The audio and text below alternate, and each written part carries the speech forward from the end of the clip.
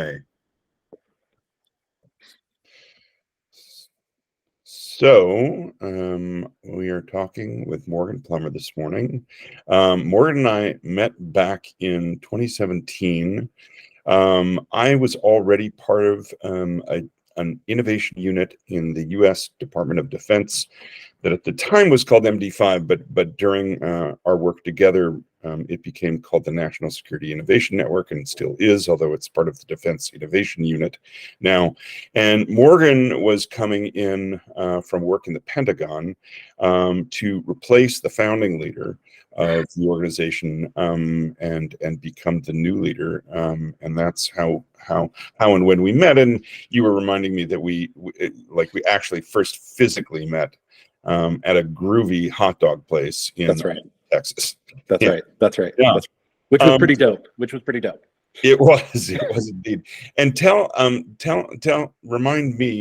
us a little bit about the work that you'd been doing at the Pentagon and the sort of path that pointed to in the work that we started doing at Ensign.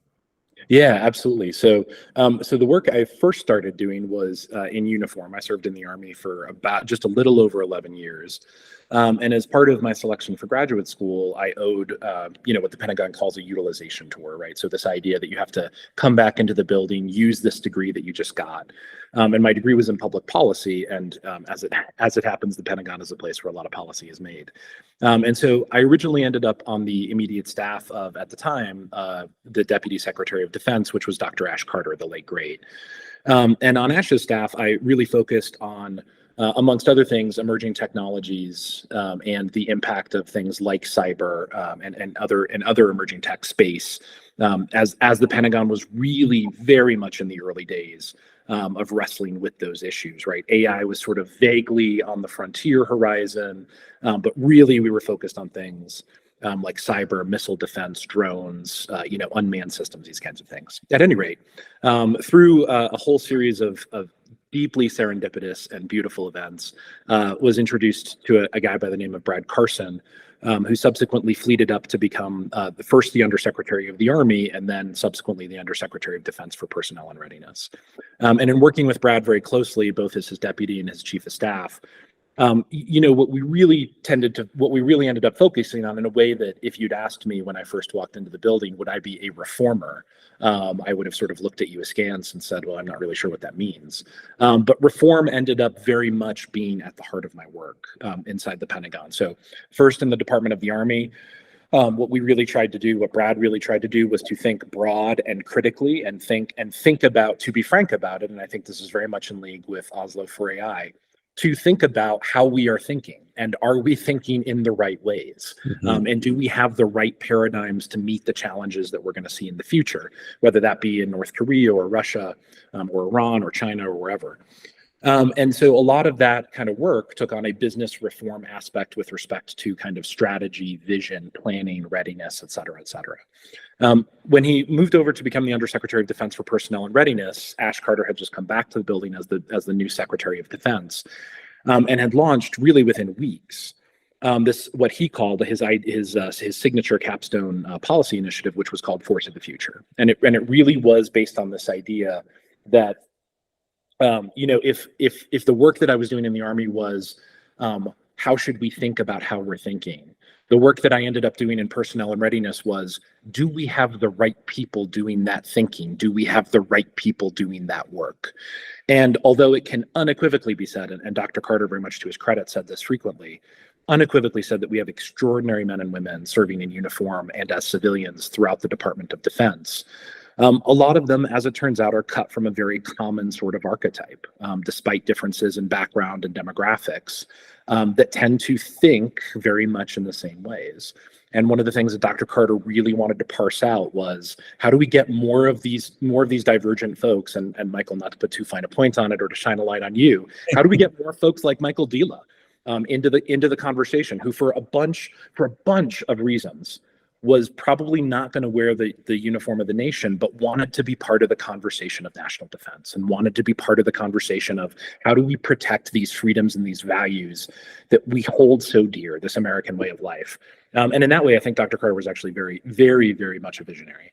in thinking through how he was going to manage that. And so, at any rate, as Brad's chief of staff and principal deputy inside personnel and readiness, I ended up really running the day-to-day of that Force of the Future initiative, looking at over 113 different policy initiatives, many of which ended up sort of being implemented in part or in whole. And so that's a really long windup to say, when I left the Pentagon, the transition between the Obama and Trump administrations, I left as a reformer, and in a way, and with this idea of reform in my heart, and thinking differently, and thinking about how to get big, slow-moving institutions to think differently. And serendipitously along the way, made a common acquaintance of ours, a guy named Jay Harrison, who said, "Hey, I'm doing this really cool thing over here that's really trying to help us think differently and do differently this really wicked problem of defense acquisitions. Would you want to take some of that reformer spirit and heart and experience and come on board the team for the big win?" And that was a pretty easy sell for me. I got to work with phenomenal folks like yourself and many, many others. And so that's how I kind of ended up in the kind of defense innovation and acquisitions reform space. But a long but short history of reform in terms of my own professional experience. Yeah, no, I appreciate that, and I think the thing that is super relevant to why I wanted us to talk is because, of course, the Defense Department had long been driving innovation, especially on the battlefield, primarily through 100%. the lens of technology, That's right. technology improvement, and this idea of technological overmatch that Yep. the way we stay competitive with adversaries is to stay ahead technologically. And it was becoming true, if not already had become true, that technological race was becoming less and less tenable.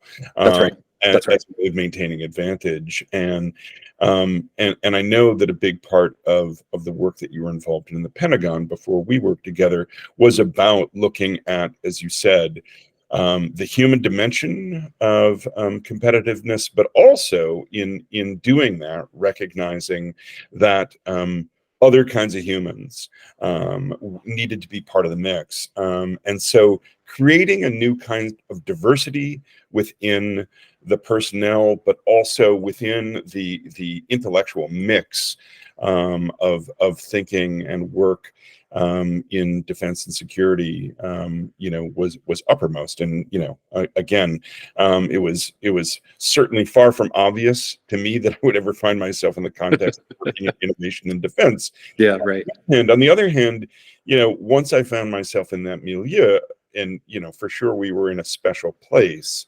That emphasis on diversity, on connecting to diverse but already existing communities, Yep. Tying together conversations and people in conversation who might not, we always used to say, but for our organization, right, perhaps right, even ever have met, right? And in some cases, I remember in some of our work in research universities across the country, there were folks, whose work was related, but who had literally never met because that's right, of institutional barriers. A big part of what we were trying to do, obviously, was help people move across those barriers. And so maybe also you have some reflections on, what stand out for you as examples of some of those gatherings, some of those smaller types of gatherings which brought together, again, the sorts of people who might not otherwise find themselves in the same room, and what that made possible, and what the dynamics of those kinds of gatherings were.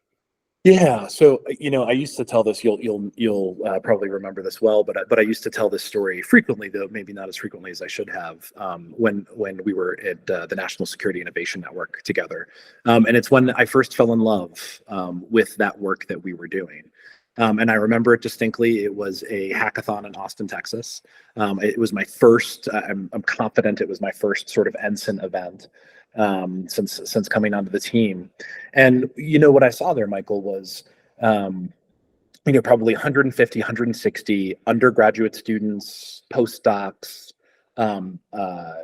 research assistants, and in some cases, a couple associate and assistant professors, mixed in with war fighters from the Air Force and the Space Force and the Navy and the Marine Corps and the Army, ranging in rank from, the sort of enlisted sergeant level all the way up to the 2-star major general level. And I thought to myself, and as they were hacking on this problem, and I as I recall, I think the problem set was, sort of cyber physical control systems to protect grids and power plants and water filtration plants and these kinds of things. And I distinctly remember it was about 2 a.m. And I rolled into the hack because at the time they were sort of 24-hour events to sort of check on progress. And it was like in some ways it was this beautiful mix of like this refugee center where you had like kids snuggled up with blankets, underneath their tables. You had folks walking around. You had tech sergeants in the Air Force bringing coffee to these 21-year-olds so that they could stay up and continue coding. And I thought to myself, to your but for point, but for this, but for us arranging this event, none of these people would have ever met. None of this progress would have been made. None of this code would ever be turned over to the Texas Military Department, the Texas Army National Guard, and subsequently, in some cases, up to U.S. Cyber Command. These 18 to 21-year-olds who are like, students at UT Austin and, crazy left wing. Like if you ask them to join the army, they would they'd pour paint on your head.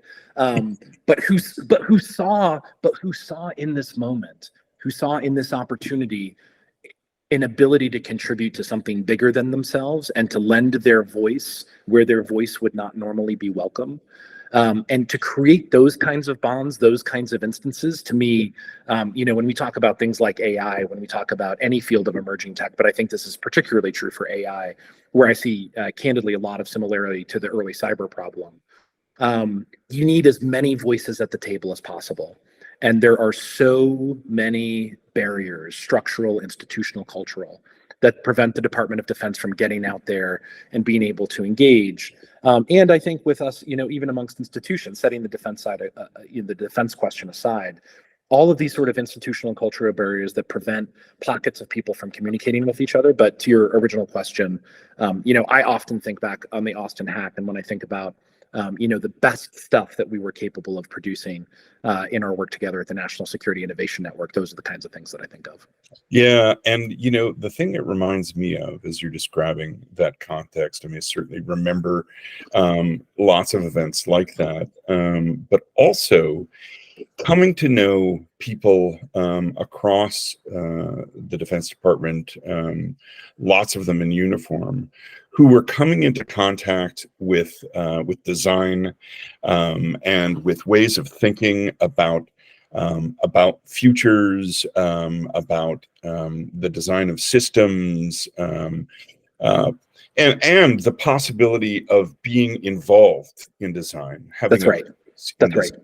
And saw there, what I've seen often when people encounter the design and the possibilities of designing differently, designing the future differently. Yep.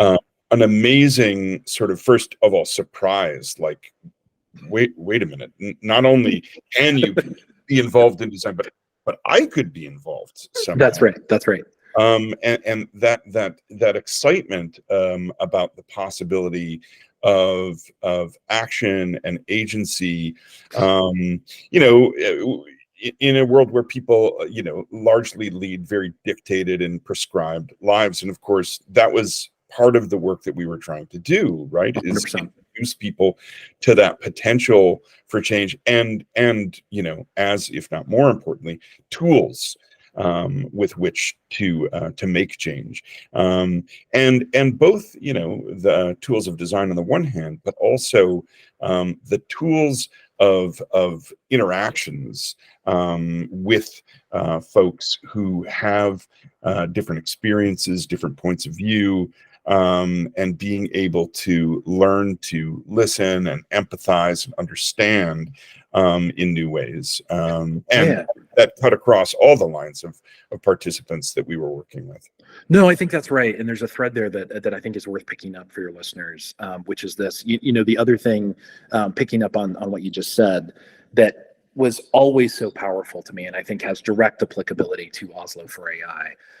We live, again, setting aside of the national security component, we live actually in a deeply stratified environment, right? Where we have institutional barriers and community barriers. Even the way we think about community is a deeply stratified thing, right? We always talk about it in terms of like local, county, state, onto the federal, right? Like we always think of it in the stratified sense. And that can have a tendency, and I think what you and I saw at the National Security Innovation Network, for both the warfighter and for the interested citizen, that can have the effect of creating problems as these very abstract, nebulous. Someone somewhere should do something about that, but that's not really me, and that's not really at my level. And I think one of the beautiful things that we were able to achieve, and that I see Oslo for AI striving towards, is that exact same idea that AI is not a problem for someone somewhere to solve. It's a problem for me to help solve, because it impacts me and it affects me. And breaking down those mental and cultural and paradigmatic barriers, I think is so important. I think we saw that in our work together at Ensign, and it's the kind of work that I see Oslo for AI striving towards. And to me, that's the key, right? The key towards transforming the idea of I'm not just I just it's not that I have I'm being invited to solve this problem. It's not just that I can or I might. I am being invited to, and in doing so, I think that just brings a better solution. Yeah, no, I really appreciate that. And the other thing I appreciate is listeners should know is that you were actually, in fact, literally the first person who agreed to support the project Oslo for AI, and that's something for which I have enormous gratitude. But also that I wanted to ask you about.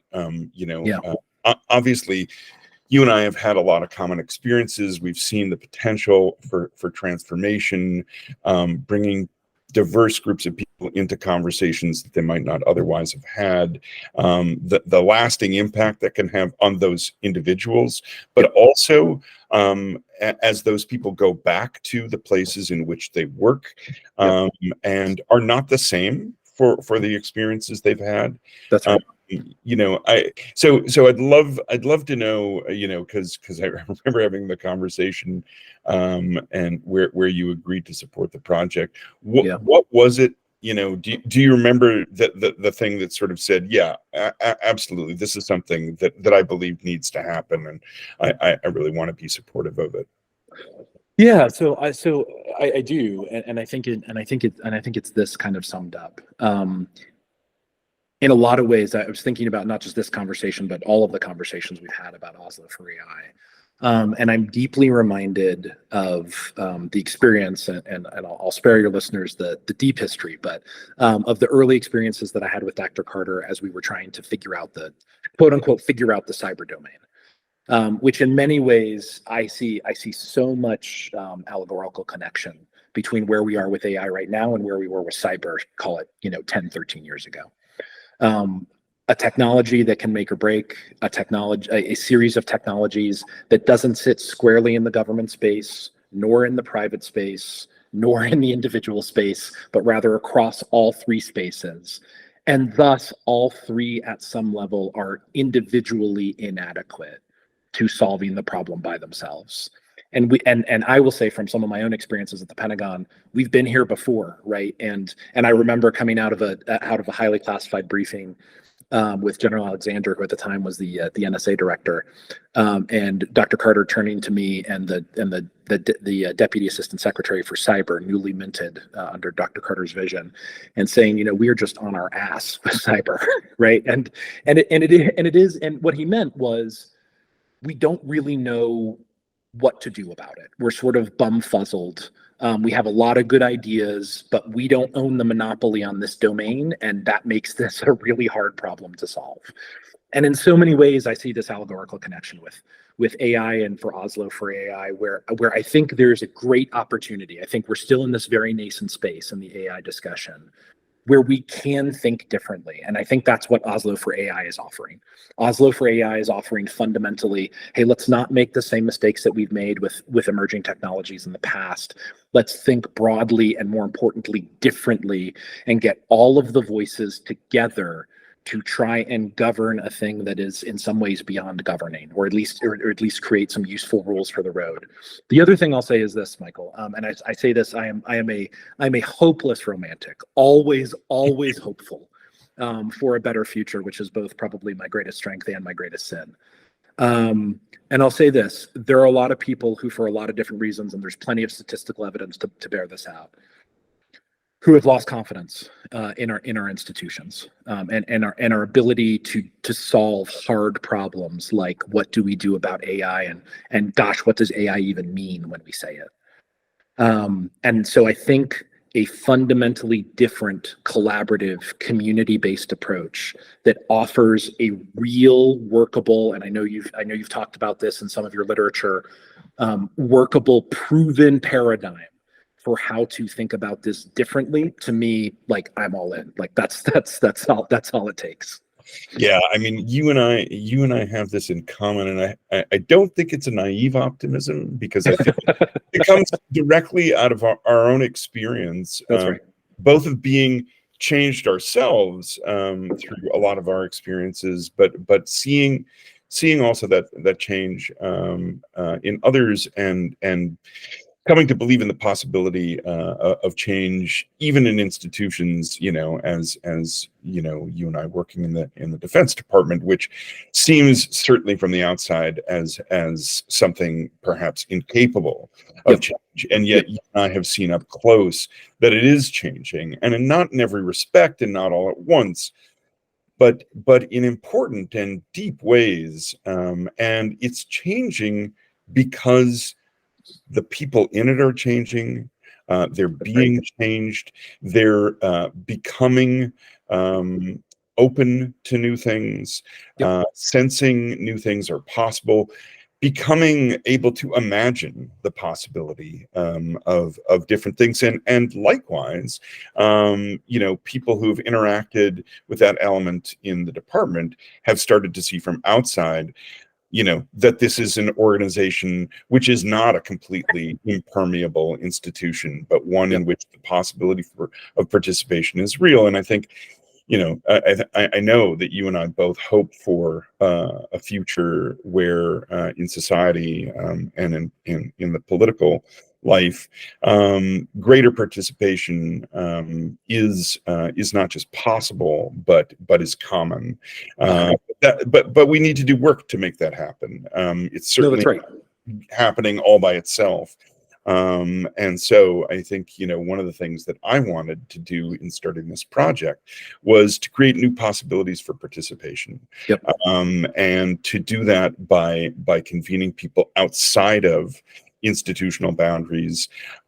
People who come from institutions are going to go back to those institutions, but also people who live outside them, and therefore have a different perspective, and have other things to say and contribute. But I'm really excited. Because, again, you and I have seen up close what that possibility for change, when it becomes the move from potential to actual, is capable of. And I think the AI landscape, to your earlier point, I mean, it's inescapable that this is a technology that will be, and is already on its way to being, pervasive, affecting us all. And so very important that all people have some way or other to participate and have a voice in how we're affected by it, and what we want from it. That's right. No, I think that's exactly right. And I think this is where I see even, I won't say more promise, right? But this is where I see the immensity of the promise of Oslo for AI, right? In the work that you and I have done together directly, a lot of that has been about creating opportunities for change within a particular sector, right? And for us, it was the national security defense sector. But to your point, AI is going to and does touch everybody. And so everybody changing the paradigm of making sure that everybody can be part of the conversation that wants to be and has something to add. That's an unbelievably load-bearing kind of opportunity, right? But one that, in my mind, like, that is absolutely work worth doing, and work that has to be done. Yeah. Yeah. Well, listen, thanks for the conversation. Yeah, Thanks absolutely. for your enthusiastic support. Thanks for being part of the energy of the possibility of different and of better futures. Absolutely. Really looking forward to continuing to work with you on this project and to welcoming other folks into it. So thanks. Absolutely. Yeah, thanks for the time. Appreciate the conversation. Have a great afternoon. All right, you too. Bye-bye.